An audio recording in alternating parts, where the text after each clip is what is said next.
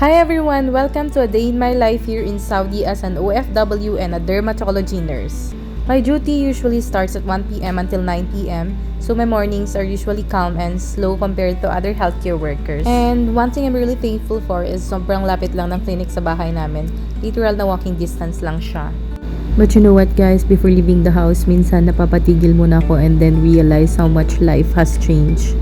Dati, nangangarap lang ako makapagtrabaho abroad, tapos ngayon dito na ako sa Saudi, living independently and learning how to survive adulthood far away from home. Pagdating sa labas, grabe agad yung init dito sa Saudi ngayon. Parang paglabas mo pa lang gusto mo na bumalik sa aircon. Umikot kami dito guys kasi naka-close yung back door. Nung umikot kami, pati front door naka-close. Buti na lang dumating yung isa naming kasama na taga-S and siya yung nag-open ng door. Pagdating sa clinic, work mode agad. Preparing laser machines, checking supplies, preparing treatment rooms, assisting doctors, and making sure everything is ready before the patients arrive. As a laser nurse, also kailangan mo din mag-focus and careful ka at all times because procedures require accuracy and proper care. So, nag-biometrics muna kami bago kami pumunta sa sariling clinic and mag-ayos. Some days are lighter pero may days din talaga na sunod-sunod yung patients hanggang hindi mo namamalayan gabi na pala. And since straight yung duty namin from 1 p.m. to 9 p.m. madalas wala talagang proper break. Quick kain lang kapag may chance tapos back to work ulit. There are moments during duty na pagod ka na physically kasi halos buong shift kang nakatayo. Sometimes mentally drained ka rin but you still continue because responsibilities never stop. And I think that's one thing working abroad teaches you kung paano maging matatag kahit pagod ka na. Minsan, napapangiti na lang ako sa sarili ko kasi professional outside pero internally, Lord, kaya pa ba natin? Fun fact guys, bago lang kami dito, at the age of 24, I can't imagine myself nandito na ako sa Saudi. And with the help of our seniors, napadali lahat ng mga trabaho namin. Super babait nila dito guys, from the doctors, from the management, down to our colleagues. Sobrang bait nila. Wala akong masabi. Mga pasyente pala natin guys, puro taga Saudi lahat.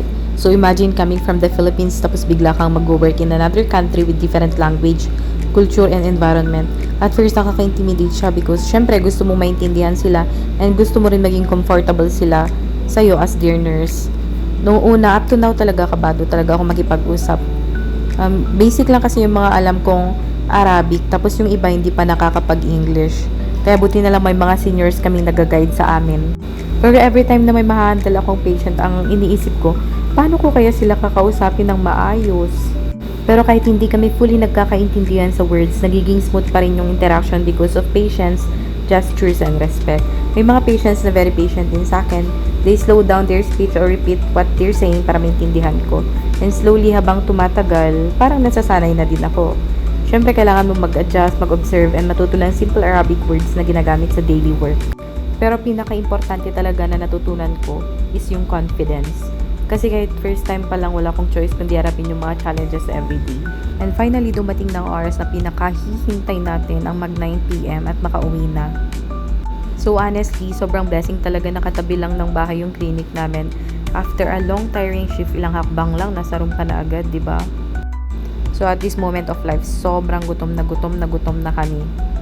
Dito sa bahay pala na to guys, puro Filipino kaming nandito. So bali 7 lang kami. Kami ni Jen, dalawa kami sa isang room, tas si Tala, ang isa lang niya dun. Bali 3 kami pumunta dito galing Pilipinas and magka-classmate kami mula nung college. And here is our home, sweetie home. Nagpalit lang ako ng abaya kasi lalabas kami ni Jen at magti-take out. Blessing talaga yung clinic namin guys kasi you know what, hindi na kami mag-u-Uber o magpapahatid sa driver pa lang makabili ng pagkain sa labas. Kasi nalalakad lang siya. 3 to 5 minutes lang, andun ka na. Kabsa nga pala yung binili namin at kain na tayo.